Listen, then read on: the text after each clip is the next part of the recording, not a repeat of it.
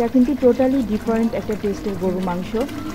যারা আমরা একঘেয়েমি গরু মাংস রান্না খেতে খেতে খেতে খেতে বিরক্ত হয়ে যাই, তো তখন আমরা কিন্তু এই ধরনের স্টাইলে একটু রান্না করে খেতেই পারি। এতে করে মুখের স্বাদটাও চেঞ্জ হবে আর খেতেও কিন্তু ভীষণ ভালো লাগে।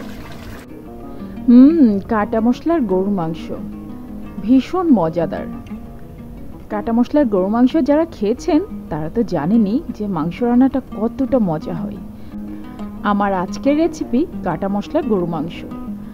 এই গরু মাংসটা খেতে অনেকটা কাবাবের মতো লাগে।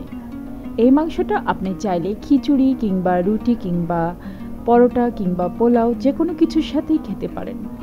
তবে এই মাংসটা আমার কাছে পরোটার সাথে খেতে সব থেকে বেশি ভালো লাগে।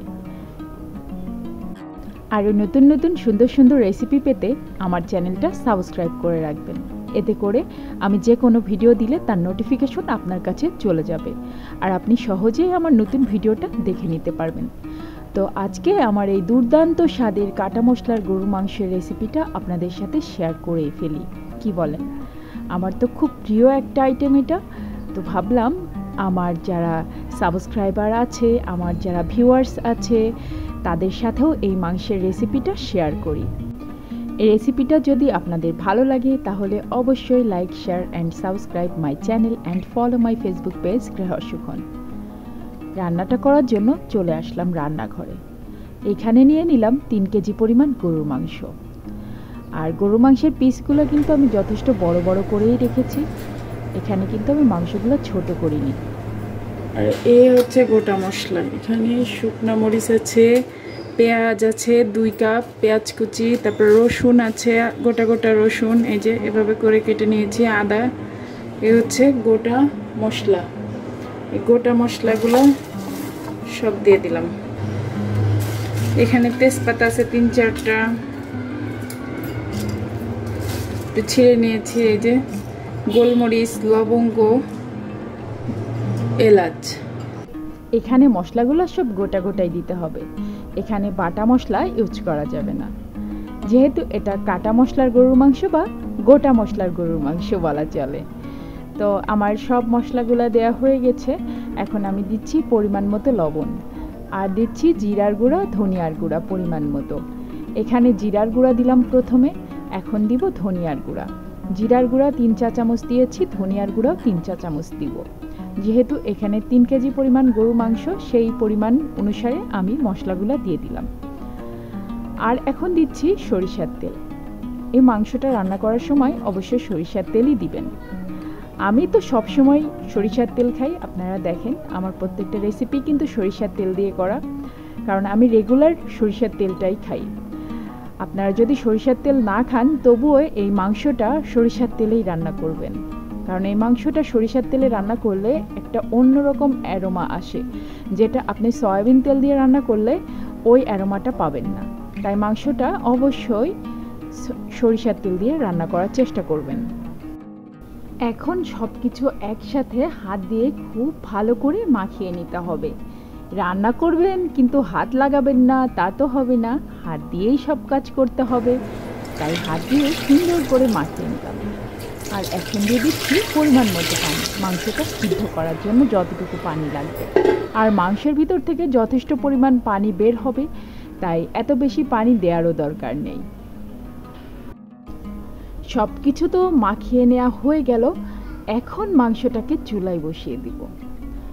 তো আমি এখন চুলাটা অন করে নিচ্ছি আর মাংসটাকে আমি আধা ঘন্টার জন্য চুলায় বসিয়ে রাখবো ঢাকনা দিয়ে ঢেকে। আধা ঘন্টা পরে আমি মাংসটা দেখব যে কী অবস্থায় আসলো।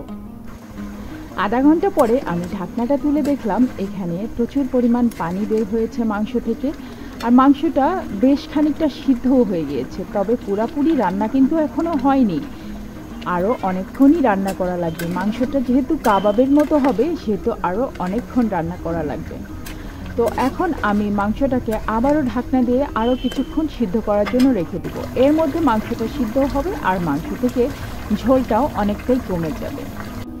20 মিনিট পরে আমি ঢাকনাটা খুলেছি আর এখন আমি আবারও মাংসটাকে নেড়ে দিচ্ছি যেন মাংসটা কড়াইয়ের সাথে নিচে লেগে না যায়। যেহেতু এটা মোটা কড়াই কিন্তু ননস্টিক না, তারপরেও নেড়ে নেড়ে দিতে হবে। ননস্টিক হলে দেখা যায় যে লেগে যাওয়ার সম্ভাবনা একটু কম থাকে, এটা ননস্টিক না, তবে মোটা তলা বিশিষ্ট কড়াই। আর আমি তেজপাতাগুলো খুঁটে ফেলে দিলাম, কারণ তেজপাতার যা ঘ্রাণ যাওয়া দরকার তা কিন্তু সব চলে গিয়েছে, আর দরকার নেই। মাংসটাও আমার রান্না করা প্রায় শেষের দিকে। আমি একটু ঝোলঝোলই রাখবো, কারণ আমার বাচ্চারা একটু ঝোলঝোল পছন্দ করে। আর এই মাংসটা খেতে পুরাপুরি কাবাবের মতো লাগে, একেবারে কাবাব স্টাইলের রান্না। এটা ভীষণ ভালো লাগে। দেখা যায় যে স্টার কাবাবে এ ধরনের মাংস রান্নাগুলো পাওয়া যায়, আর খেতেও খুব মজা লাগে। আমরা কিন্তু বাইরে রেস্টুরেন্টে গেলে, স্টার কাবাবে গেলে বিশেষ করে এ ধরনের গরু মাংসটা খেয়ে থাকি। তো আমি আরও 10 মিনিট মাংসটাকে কুক করব। এই 10 মিনিটে আরও কিছুটা ঝোল শুকিয়ে যাবে। আর মাংসটা কালার দেখে বুঝতে পারছেন মাংসটা কিন্তু অনেক ইয়াম্মি হয়েছে।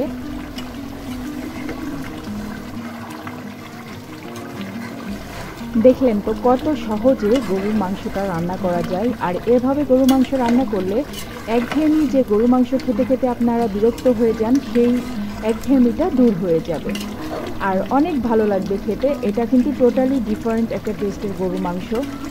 যারা আমরা একঘেয়েমি গরু মাংস রান্না খেতে খেতে খেতে খেতে বিরক্ত হয়ে যাই, তো তখন আমরা কিন্তু এই ধরনের স্টাইলে একটু রান্না করে খেতেই পারি। এতে করে মুখের স্বাদটাও চেঞ্জ হবে আর খেতেও কিন্তু ভীষণ ভালো লাগে। এত সুন্দর একটা অ্যারোমা আসছে, যেন মনে হচ্ছে আমি কোনো রেস্টুরেন্টে বসে আছি আর আমার সামনে কাবাব মাংস আছে, সাথে আছে পরোটা, আমি এখন খাবো, এরকম একটা ফিলিংস আসছে।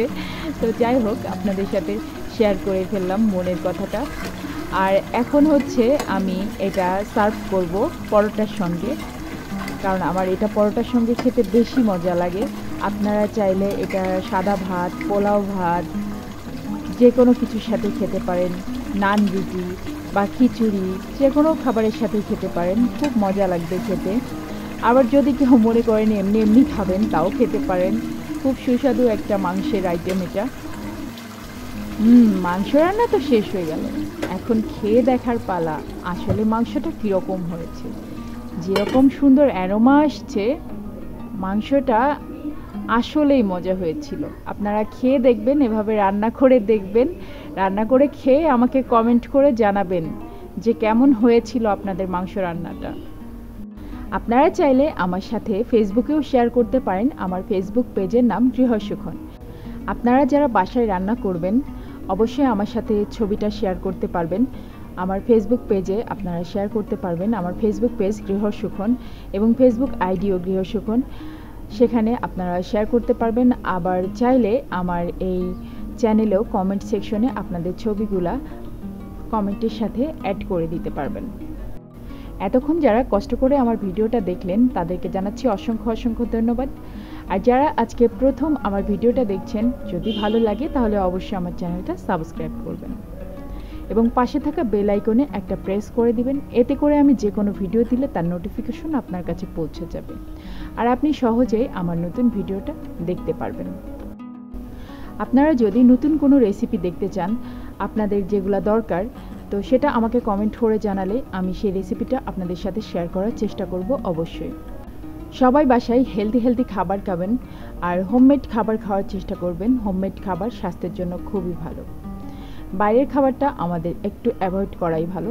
তো বাসায় সবাই সুন্দর সুন্দর হেলদি খাবার রান্না করে খাবেন আর সুস্থ থাকবেন। সবার জন্য দোয়া করবেন, আমাদের জন্য দোয়া করবেন, আমার বাচ্চা দুটার জন্য দোয়া করবেন। তো যাই হোক, আমি আমার রেসিপিটা আজকে এখানেই শেষ করছি। সবাই ভালো থাকবেন, সুস্থ থাকবেন, নিরাপদে থাকবেন। আল্লাহ হাফেজ।